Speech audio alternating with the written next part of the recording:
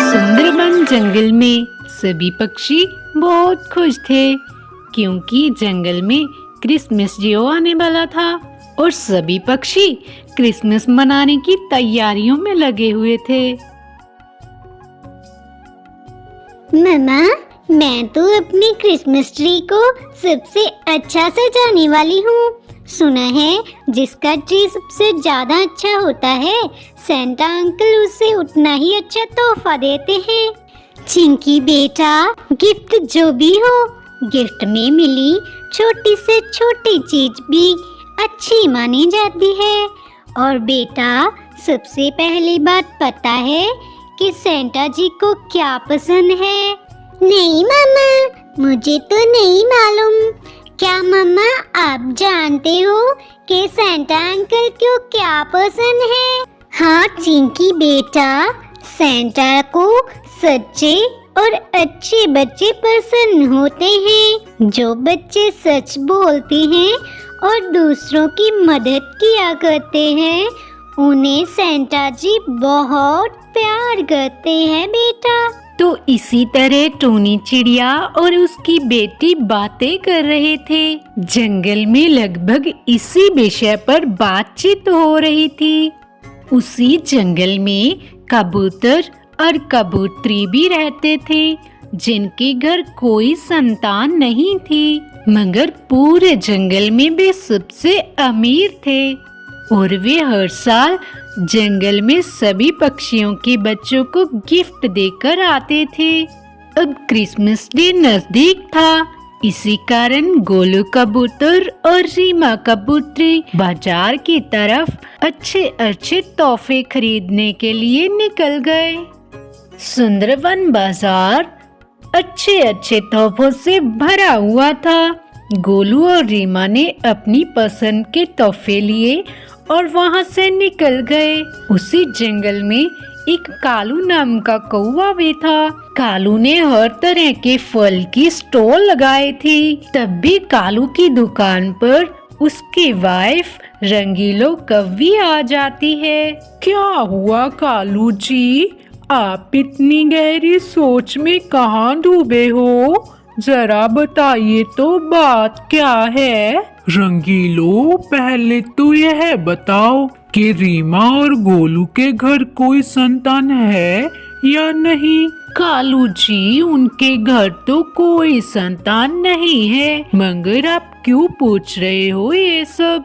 अरे यार रंगीलो, पता है रीमा और गोलू यहाँ से तोहफे लेकर निकले हैं, और वो भी बहुत सारे महंगे महंगे तोहफे। आखिर उनके घर जब कोई संतान है ही नहीं, तो वे इतने तोहफों का क्या करने वाले हैं? अच्छा, तो यह बात है कालू जी, मैं क्या कहती हूँ, चलो हम उनके पीछे पीछे उनके घर चलते हैं, आखिर पता तो चले ये क्या खिचड़ी पका रहे हैं। अब इतना बोलते ही वे दोनों वहाँ से निकल पड़े और गोलू कबूतर के घर के बाहर खिड़की के पास से सब कुछ देखने लगे। उधर गोलू और रीमा ने सभी गिफ्ट्स को पैक कर दिया था और वे आपस में बातचीत कर रहे थे।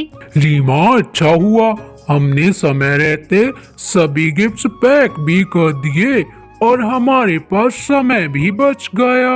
हाँ गोलू जी, पिछली बार हमारी बड़ी डॉल छूट गई थी, इस बार वो तो मैंने सबसे पहले पैक करवाई है। अब तो बच्चे बहुत खुश होंगे गोलू जी, ये बात तो पक्की है।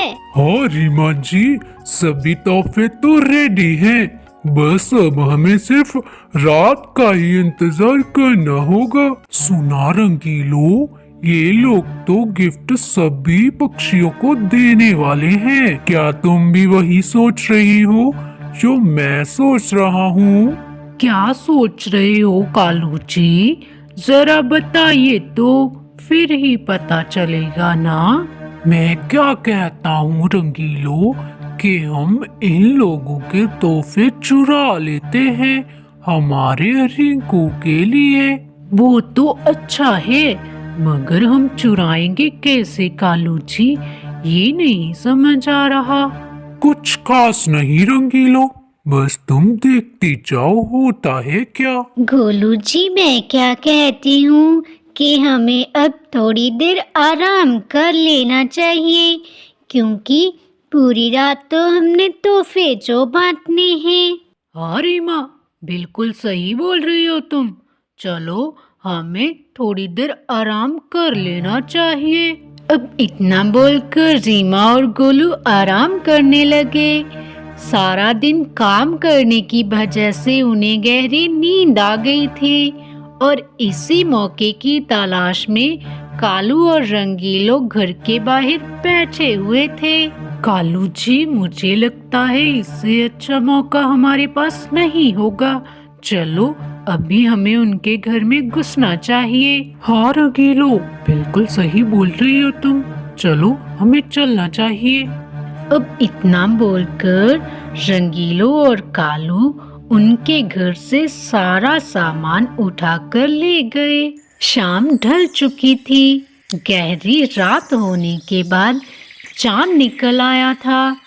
सभी पक्षी अपने अपने घोंसले में सो गए थे और बच्चे भी अपने अपने तोहफे का इंतजार करते करते सो गए। कालू और रंगीलो बहुत खुश थे।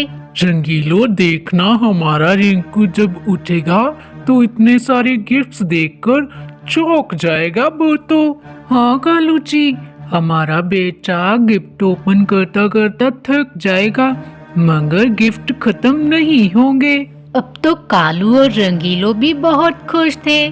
इसी बात का इंतजार करते करते वे भी सो गए। गहरी रात में तारे टिमटिमा रहे थे और चांद चमचमा रहा था। ये देख गोलू कबूतर अपनी नींद से उठा और उसने रीमा से कहा, रीमा, ओ रीमा, उठो जल्दी से, चांद निकल आया है। सभी पक्षी सो रहे होंगे, हमें चलना चाहिए। गोलू कबूतर की आवाज सुन रीमा उठ गई। हाँ हाँ गोलू जी, चलो चलते हैं। हाँ रीमा, जल्दी से जाओ और गिफ्ट लेकर आओ। कहाँ रखे हैं आपने? क्या मतलब गोलू जी, गिफ्ट लेकर आओगा? रीमा, मजाक का समय नहीं है, जल्दी करो, हमारे पास समय बहुत कम है। सुबह होने से पहले हमें सभी गिफ्ट बांटने होंगे। गोलू जी, मैं मजाक नहीं कर रही।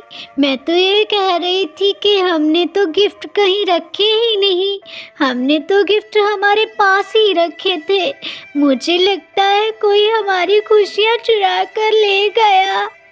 अब रीमा और गोलू रोने लगे। वे दोनों को जोर जोर से रोता देख वहाँ पर सेंटा जी आए।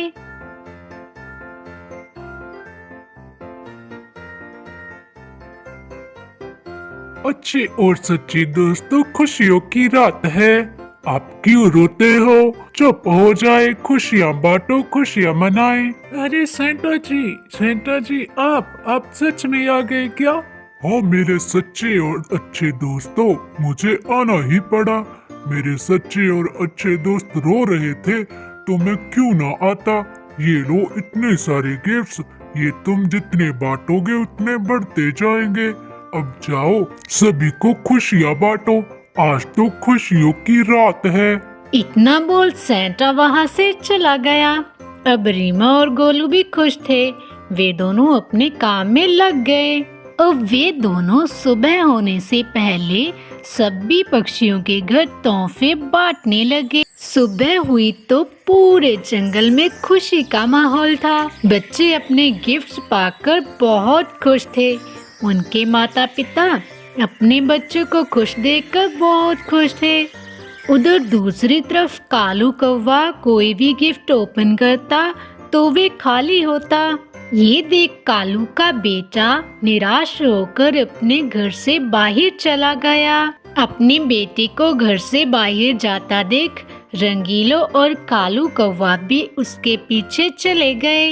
रिंकू ने अपना गिफ्ट ओपन किया तो उसने देखा कि उसमें से ढेर सारी मिठाइयाँ थी। अब रिंकू अपना गिफ्ट पाकर बहुत खुश था।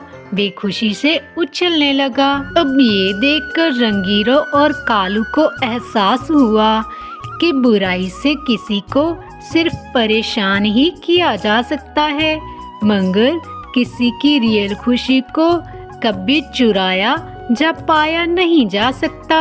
तो दोस्तों, आप सभी को क्रिसमस डे की ढेर सारी शुभकामनाएं। तो दोस्तों, स्टोरी अच्छी लगी तो लाइक और कमेंट तो बनता है। Bindu Chidiya TV subscribe us for more. Bye bye.